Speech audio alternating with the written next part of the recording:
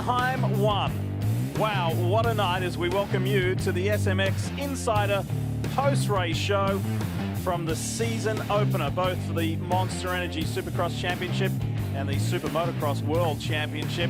And Jett Lawrence basically picked up where he left off, both in Supercross and in Pro Motocross, being out in front and being the winner.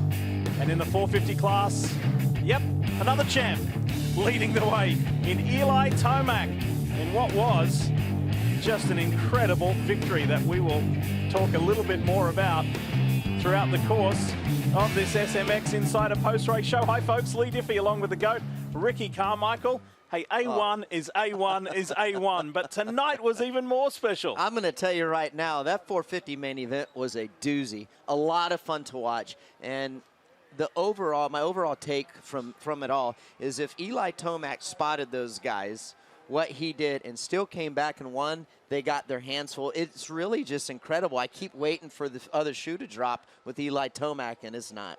We'll get to that in a moment. Let's talk about 250 first of all, because it was an incredible night as well. First race for the 250 West Regional Championship. Jett Lawrence didn't have the best day earlier on and didn't win his heat either. But when it came time for the main, look out for Austin Forkner. That was a brutal crash. That was a massive lick that he took. What happened was he comes out of the gate, wheelies a little bit. He goes into the 24 of Hampshire, then loses balance and starts to fall into his teammate Cameron McAdoo and high sides on McAdoo's. You can see the frustration. Oh right my there. goodness. I think that's 3 seasons in a row we've seen that reaction that he can't, it's total disbelief. He can't believe it's happened again, or he's been wounded and taken out. Meanwhile, Jett Lawrence took off. McAdoo was doing the chasing, and young Max Volan was in the mix. However, Lawrence was never really challenged. He took off very convincingly. Well, he was, and look at that, just rolling along.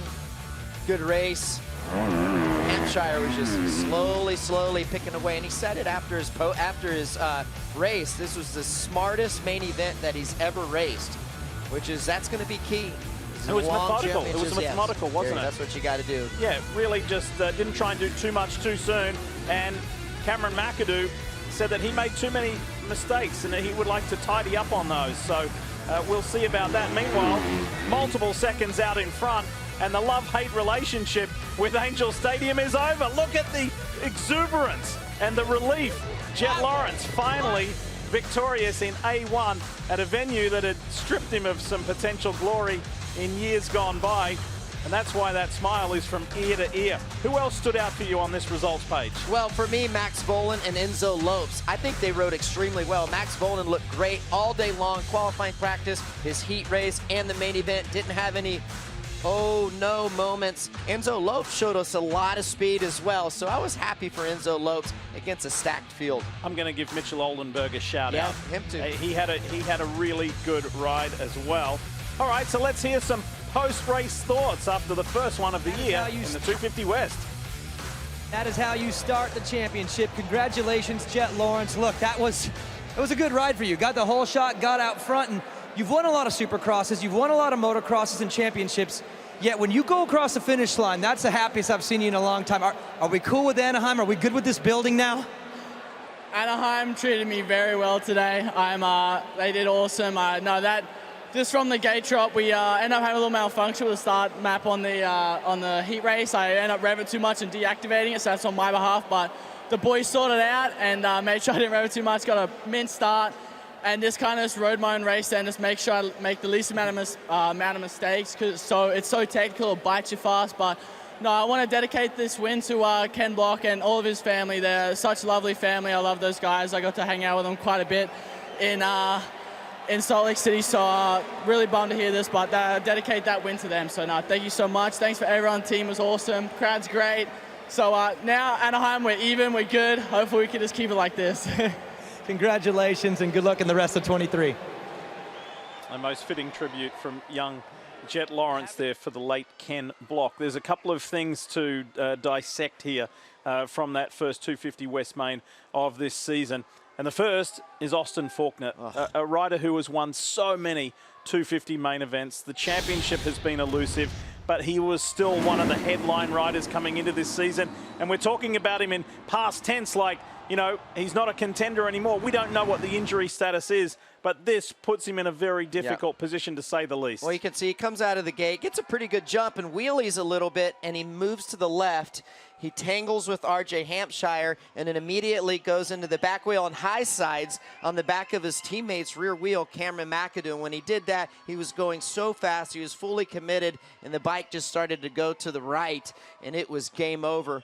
Then the handlebar tucked, and it snapped and sent him the other way, and his legs were going all over the place. And I'm telling you, that ground was really hard right there, and they're going so fast. He hit incredibly hard, and you hate to see it because you go back to 21 in Houston when we started off. He broke his collarbone in qualifying practice right out of the gate. And then we go back to Dallas last year with Jett Lawrence. He collides over the finish line jump, which really wasn't his fault. And then now this, and there's a lot going on there. He's on a contract year, and you know he's supposed to make the jump eventually, I believe, to the 450 is what I'm hearing. And then now this happens, and he's just when stuff like this happens, it's hard to believe in yourself. He's like, is it ever going to stop happening? And I feel for him. And again, we don't have an update on the injury just yet. We did get the fact that he was awake and alert. We saw the reaction there, and the Alpine Stars medical team took good care of him and undergoing further evaluation. Let's talk more about the winner, about Jett Lawrence, because it was a very clinical race. You heard him talking to Daniel, made an error. There was a technical glitch there in the heat, but in the final there were no glitches, because this view is the view he had for the entire main event. Nobody headed, Jett. Well, if you didn't like what you saw here, you're not probably going to like what you see next weekend in Oakland, but just an absolutely superb ride. And when I watch him, I think he just was cool, calm, and collected the whole race. He just kept chipping away, and he never really took any chances. I personally didn't think that he had to. And then the lead just kept going out from Cameron McAdoo and started slowly stretching away. But what he's been able to do is really impressive at his age. And the crazy thing is there's a lot of outside noise, I believe. There's so much hype around this young gentleman, this young athlete, and he's been able to control that. And I've always said this about Jett Lawrence. His biggest issue is going to be off the bike. If he can control that, these guys are going to have their hands full. Yeah, he is an amazing athlete. There may not have been a big arm wrestle for the lead or the ultimately the win, Daniel, but there was plenty else going on in that 250 main. What are your thoughts?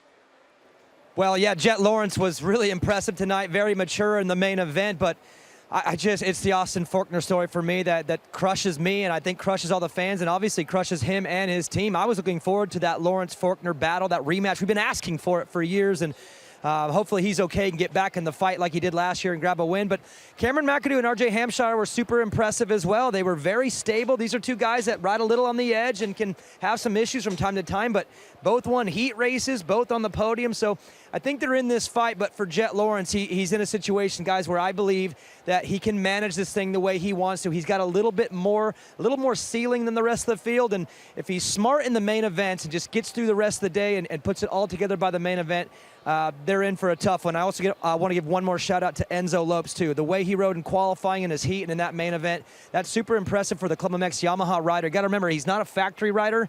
He's a privateer. They have a great program there, but 5th in points last year, and to come out and be this impressive, I like that as well. So 250 racing was great, guys. Yeah, Lopes, part of that Club MX lineup, and he had a really good heat race and then performed well in the main event as well. We will turn our attention to Oakland next week. We're going to head up the coast, and just a reminder on where you can watch what. Race Day live on Peacock.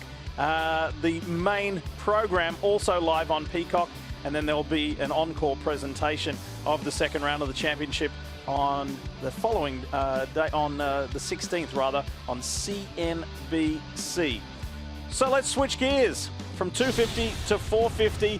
And oh boy, whoa boy, what a main event. Woo. Yes, the spotlight naturally goes on the champion. He got away to a really good start, not as good as Justin Varsha or Colt Nichols, but Eli Tomac was right there doing the chasing early on. He was. Another great start by Eli Tomac. And I thought he was going to get by the 51 of Justin Barcia early on in this race. I think that he knew, I'm thinking that Eli Tomac knew if he could get by the 51 of Barcia quick, he could set sail. And it took him a few laps, but he ended up doing that. Oh, and Barcia just got out of rhythm, out of sync, and it spat him off track very quickly. He did come back, but not to the result that he should have got. Check this out. Rarely do you see this. A mistake by Eli Tomac. He goes down going up that tunnel jump. Very slick. Said he got his weight a little bit too far back. Lost control. That was great heads-up riding by Kenny to not run in and clip Eli Tomac. The crowd were highly entertained by Malcolm Stewart because at one point in time he was in the lead until this. Chase Sexton took the fight to him. He does. Shoulder checks Malcolm Stewart in that corner. I think they hit handlebars. But then this guy, here he is, the number one, the defending champ. Eli Tomac goes up the inside. And it was just one of those races. We used to see him do it all the time when his starts weren't so well on that Kawasaki team. He would make some massive comebacks from deep in the field. This is exactly what we saw here tonight. An error, a little hiccup there by the 23 of Chase Sexton. That cost him time. He never fell off the bike at any stage. He did have some hiccups. Looked a little wonky a couple of times. That enabled Tomac to get ahead. And then this moment for Malcolm Stewart. Yeah, you can see Malcolm Stewart comes out of that corner. If you watch it in slow motion, we just watch it there. Comes out of that corner, and it looks like it goes to shift. And as he shifts, I certainly think the bike was in neutral. So I hate to see that from Malcolm. He was so close.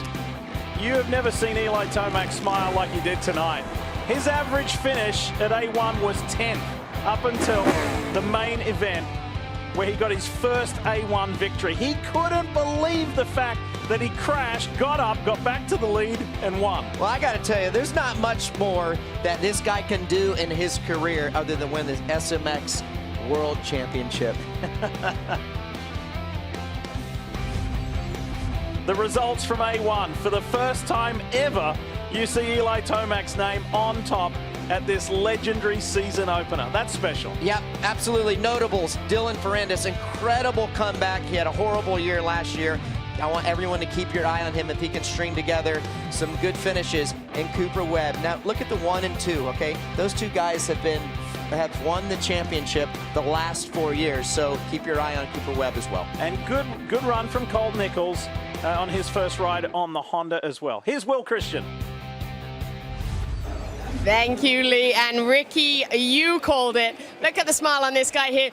Eli, you've just been on a roll, and now you add to that an A1 win. An A1 win.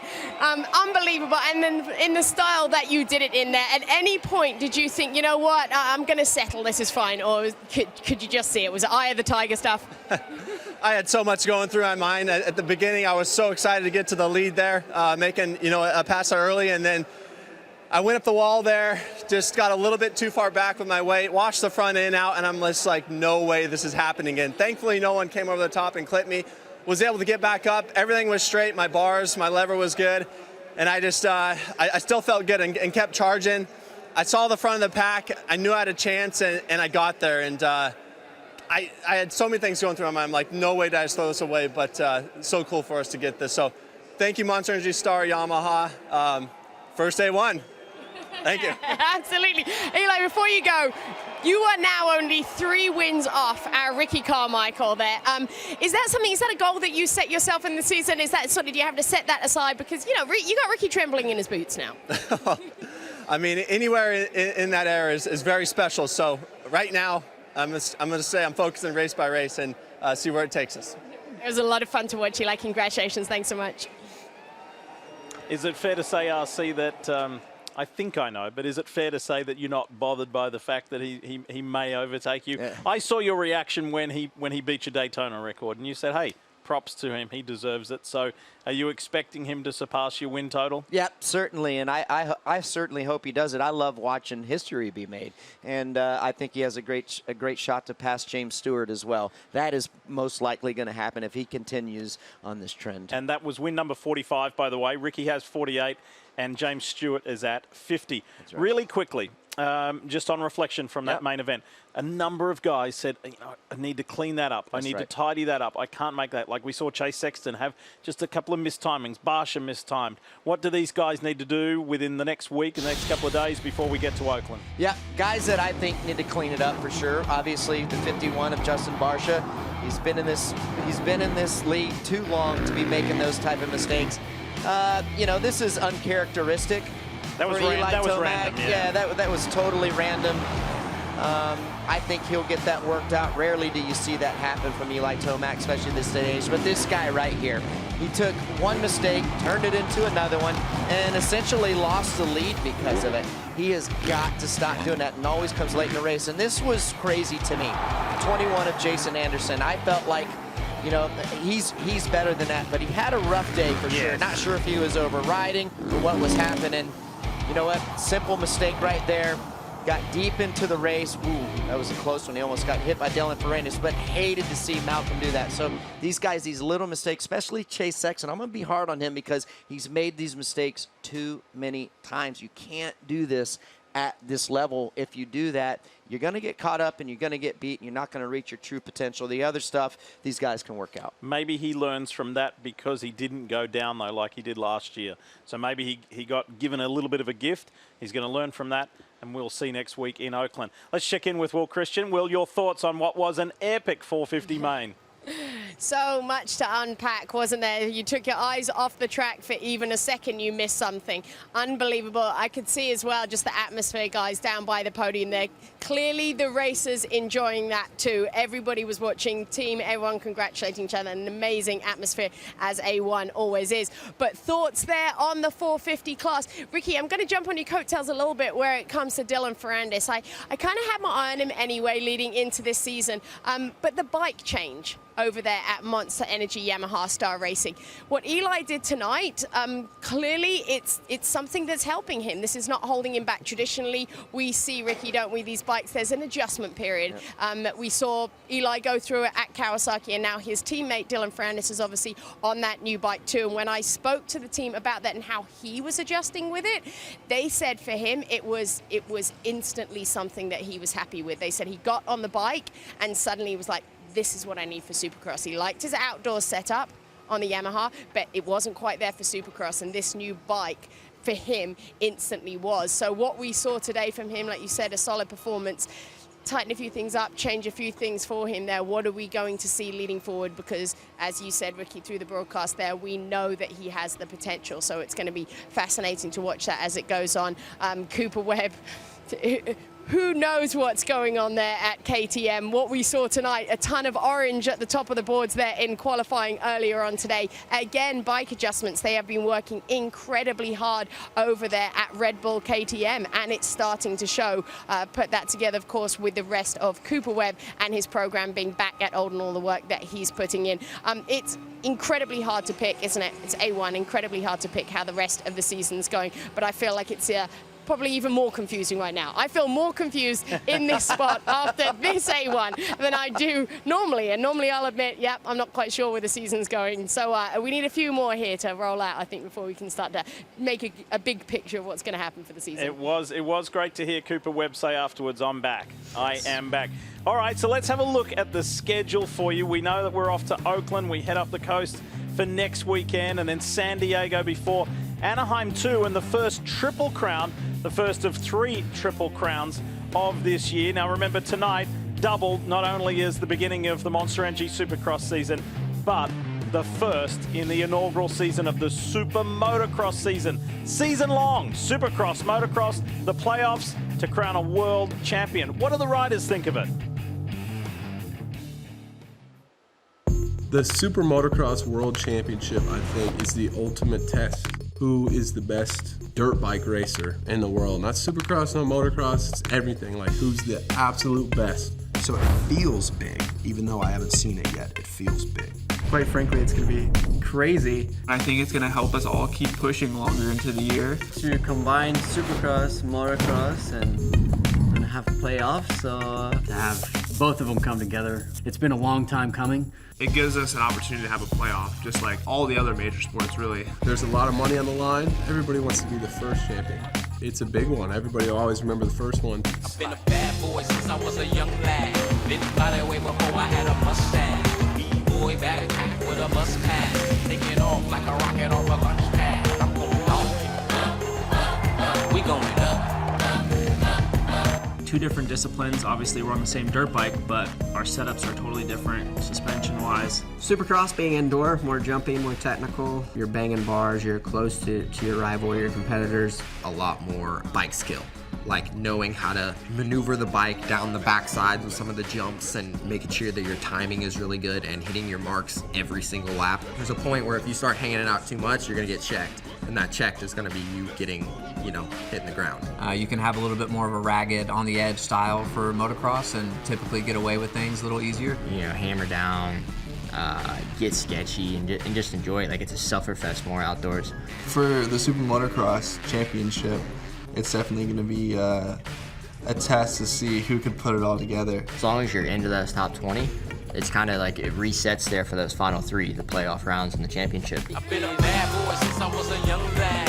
Been by that way before I had a mustache. Boy backpack with a bus pass. Taking off like a rocket off a lunch pad. Definitely is going to show who's who and who the real dog is. The purse money, everything else to come with it, the TV package, everything is more of a elite sport than it has been. To have both of them come together like they are now, it's going to be very, very interesting to see how it goes, and I can't wait to be a part of it. I'm going up. And we've only just started 10 months of racing. And a quick reminder that every Thursday, every week, you can check out SMX Insider with our very own Jason Wygant, Daniel Blair. There's always a big interview, a feature guest on there.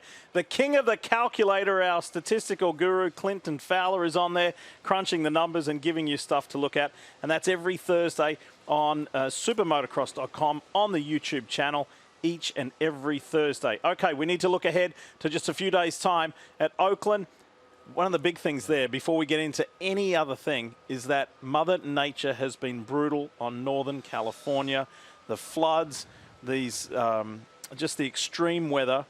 We got lucky here this weekend, but next weekend I think the precipitation, the moisture, is going to be an immense challenge for the Dirtworks crew, just for Monster Energy Supercross to get ready for next weekend. Yeah, I think it's going to be a survival race. And what I mean by that is these guys are going to have to preserve their motorcycles, make it through the whole race, and just get as many points as you can. I really think with, like you said, the weather's going, it's not going to be good. Now, I hope that the weather is wrong and it does turn out good. So preserve points, there's no doubt about that, and manage the race the best that you can. Now, if the track is good, there's some things that some guys need to change up for the 250 class. I think if you're RJ Hampshire, you've got to get a better start to even give yourself a chance to compete against Jett Lawrence. If you're Cameron McAdoo, you need to try to stick with Jett a little bit longer. That's for the 250. Now switching to the 450, I think if you're Dylan Ferrandis, because he's the standout, he did really well tonight. I think you got to get a better start, and you have a really good shot to at least be on the podium. Adam Cincerillo,